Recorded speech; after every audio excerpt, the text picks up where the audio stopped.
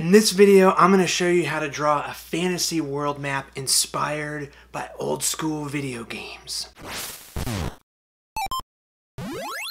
So for the past few weeks, I've been really jonesing to draw a new map. Just for fun, nothing serious, maybe using a little bit of color, but definitely not drawn on the computer where I spend 90% of my time. So that got me thinking. My D&D miniatures are super inspired by old school SNES RPG monster artwork, and I'd really like to find a way to make my maps fit in with that same colorful, cartoony style. So for this project, I wanted to take inspiration from a classic Super Nintendo world map. One of my favorites, the Super Mario World map. You know the one.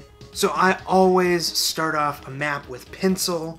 That way I can plan it out, erase, make changes until I'm happy with the layout. Once I know where everything is gonna go on the map, then I very lightly repencil the map onto a sheet of Bristol board.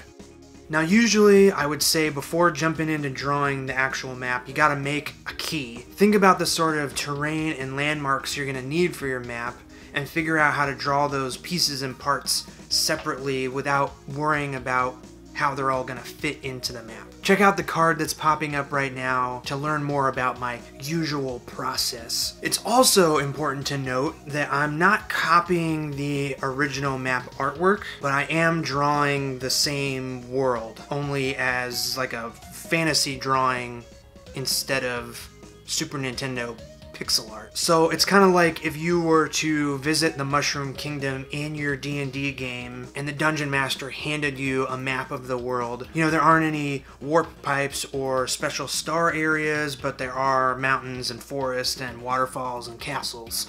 At least that's my goal for this map, is to make it feel like that.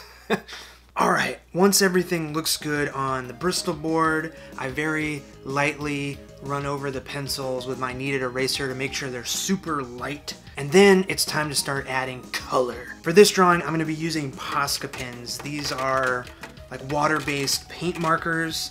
The colors are bright and they go down super solid, but they can't really be mixed together to create new colors. To me, I always think they look like a screen print, which is a style I love because I'm always designing t-shirts and stuff that actually gets screen printed. Speaking of old school video games and t-shirts, check out the one I got on right now. So this, this video isn't sponsored or anything like that, but the Yeti, who I've worked with many times before, just celebrated their 10-year anniversary, and they sent a bunch of their artists like a free t-shirt. How cool is that? So I'm gonna put a link down to their website. Every 24 hours they have 2 new t-shirt designs that go up and are only available for 24 hours, and it's all video game inspired base designs. Ton of awesome artists on there, and everybody that runs the Yeti is super rad and super nice and have always been very supportive of me, so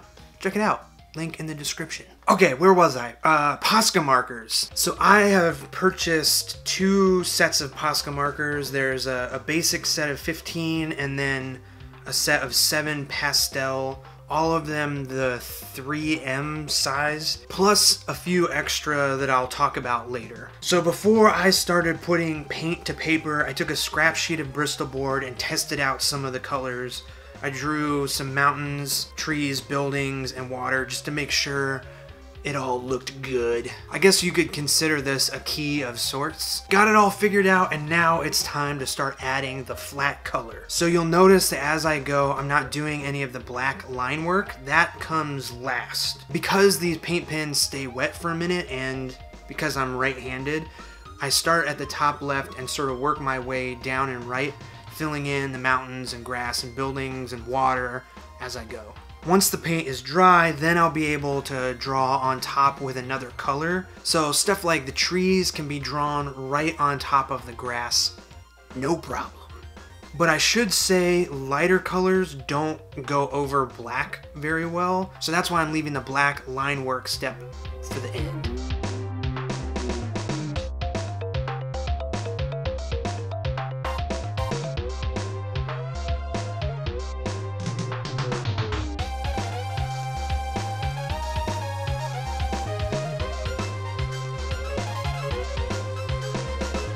So yeah, this is my favorite part of drawing maps. It feels meditative, you know, slowly building up and filling in details. And nothing that I'm drawing on this map is too complicated. Like if you look at each individual element, it's just a couple of simple shapes.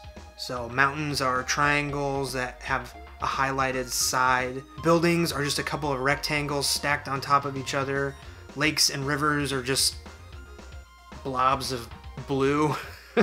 So the point is, even if you think you aren't a good artist, I promise that making these maps are super easy when you break each element into small parts. And the cool thing is, the complexity and fun of the map comes from combining a bunch of simple, repetitive shapes and symbols into a bigger world for your eyes to explore.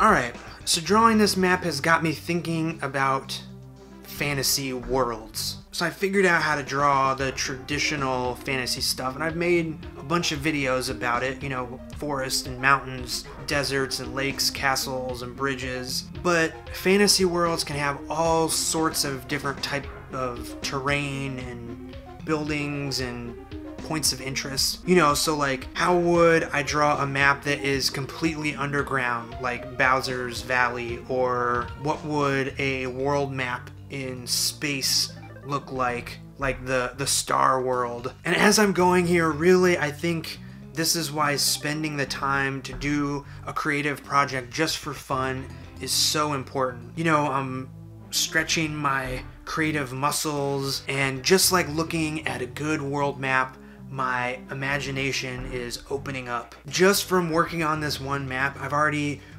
gotten enough ideas for 10 more videos to make. So I guess let me know what you'd like to see me tackle next down in the comments. Alright, so I wanted to add some decorative elements to the map that makes it feel a little bit more Super Nintendo-y. So I was thinking, you know, I love the box design of the old Super Nintendo games. So instead of giving the map a traditional fantasy border, I'm using the cool 90s elements of the Super Nintendo box art instead. And of course, it wouldn't be a Nintendo box without the golden seal. So I picked up a metallic gold Posca marker to use for this very purpose. So like, instead of a fancy compass rose, the map is getting the official Nintendo seal of quality. Actually, it's not official at all. It's a pretty wonky little drawing, but I love it, and I think it adds just that little bit of extra to make this map look super cool.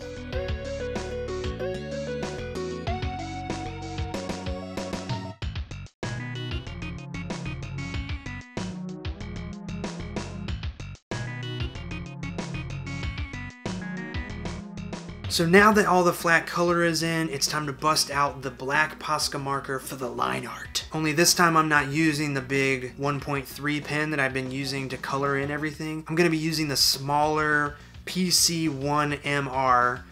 It's a 0.7 millimeter size Posca pen. So just like before, I'm starting at the top left and making my way down and right. I'm trying to be careful and keep the line uniform and clean looking, and that's just sort of an attempt to match the style of my miniatures. So adding the black line art is really separating all these flat colors and making the details of the map pop off the page. I'm trying to be careful, but I'm not being exact. You know, I still want this map to look hand-drawn, so there are some parts where the colors overlap and the shapes get a little wobbly, you know, but from far away it looks precise and readable. But then when you get close and examine the map, you can see that the elements aren't just stamped on, but are actually hand-drawn.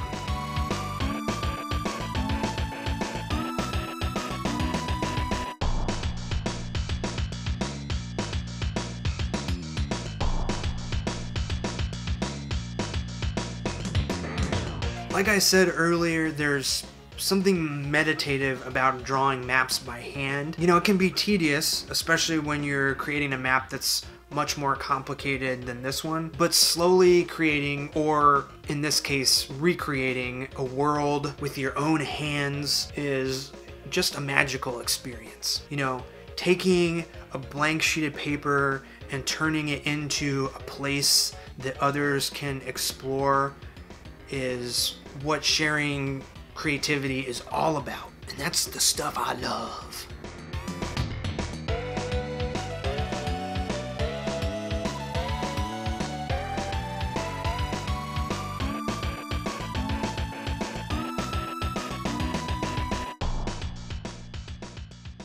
All right.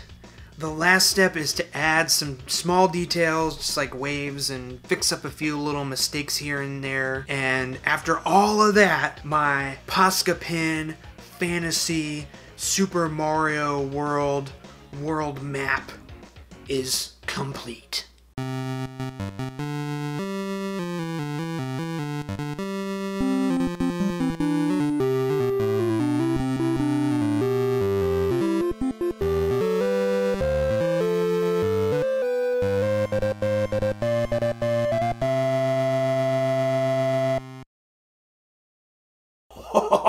Oh, yes! I am super proud of how this map turned out. I had so much fun creating it and making this video. I hope it was fun to watch and maybe inspires you to create your own map. If you do make something, please share it with me. I love seeing that stuff. People have been sending me their maps and drawings on social media, and it just inspires me so much. It makes me feel good. It makes me feel good. So hit me up.